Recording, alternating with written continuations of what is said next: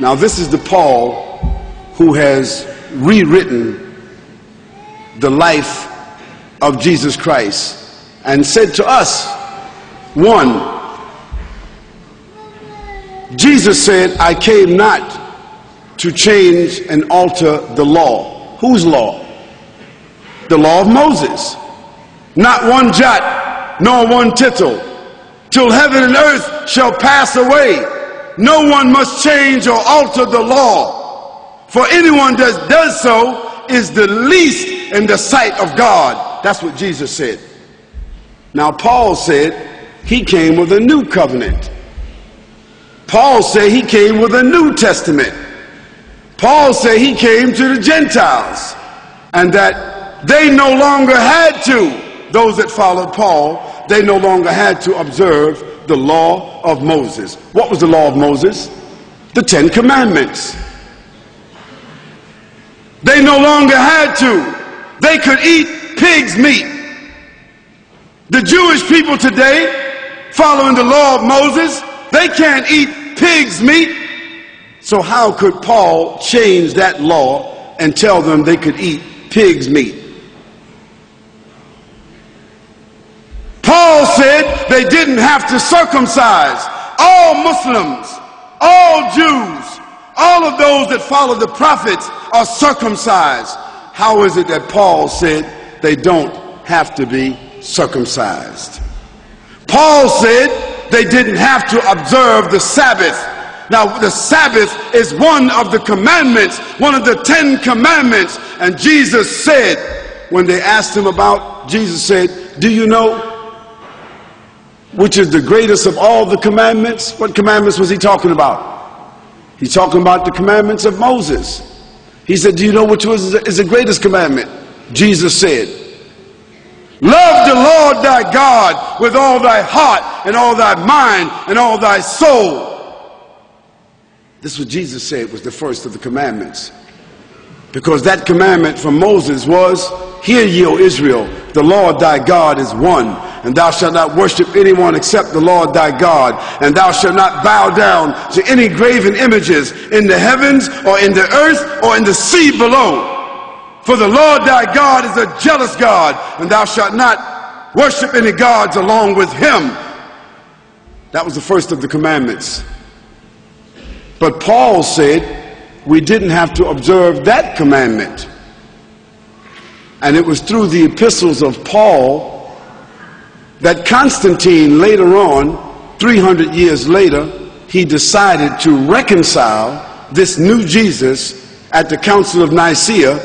To be specific, in the year 354, it was Constantine that reconciled Paul's Jesus from the historical Jesus and decided that he would go with Paul's Jesus and kill everybody else. And that's where the Trinity was born. That's where the incarnate God was born. That's where the atonement was born. That's where the idea of Jesus Christ being crucified, dead and buried for 3 days and coming back was born. This is where the idea of Jesus being God was born, because Constantine accepted that idea. Because Constantine had already deified his father as Sol Invictus. And that's how December the 25th became the birthday of Jesus, although Jesus could not have been born December 25th, because that would have been the winter in Lebanon. And anyone here that is from Lebanon will tell you September the 25th is probably snow in the ground. So why would they have a baby in the manger when there's snow on the ground? But that was the date of the Sol Invictus.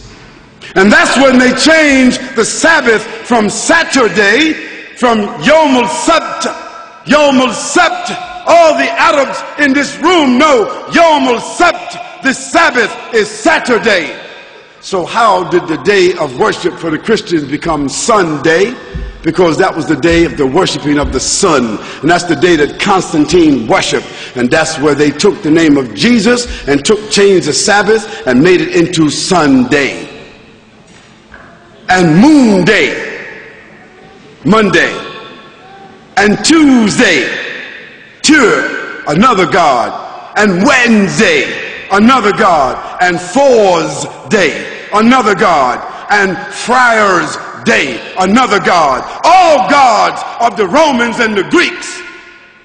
What did that have to do with Jesus Christ? Absolutely nothing.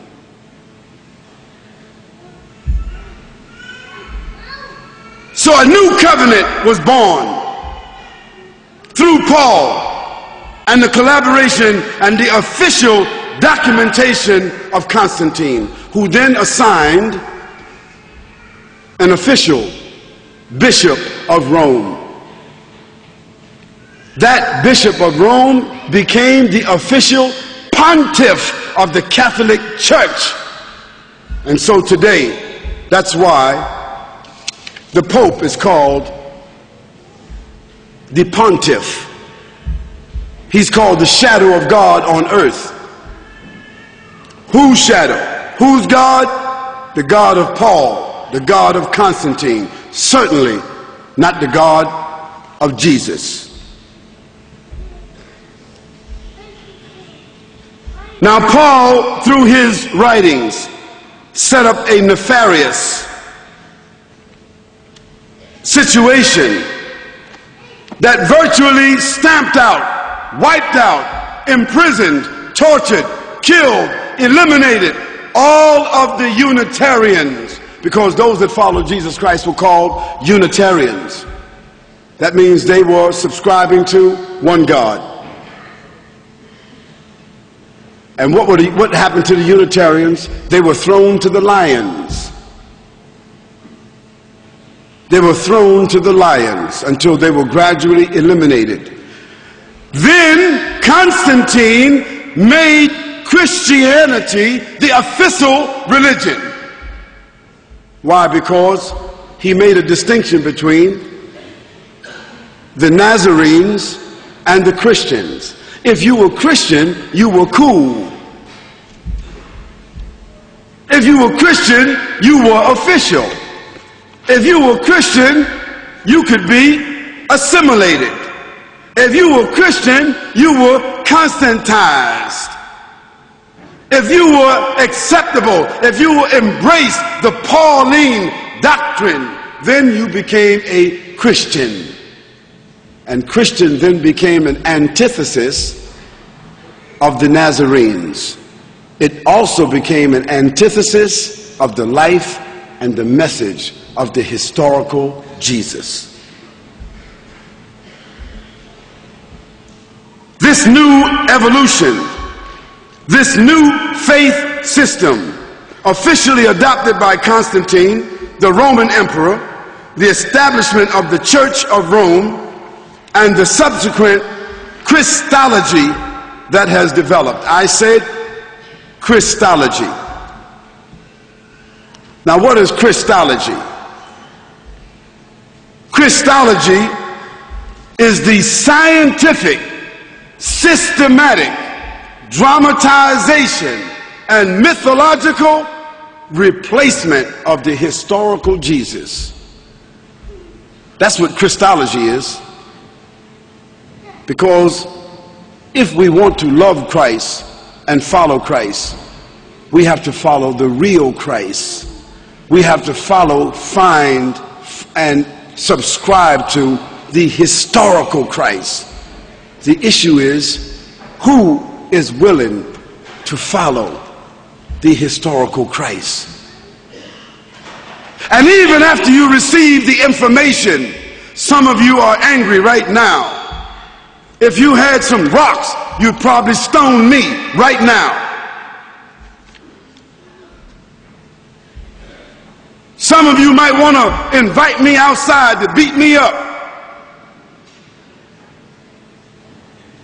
You might want to stand up where you are and just say, "You're a liar. I don't care what you say. Jesus is God." And you're going to continue saying that because change is difficult.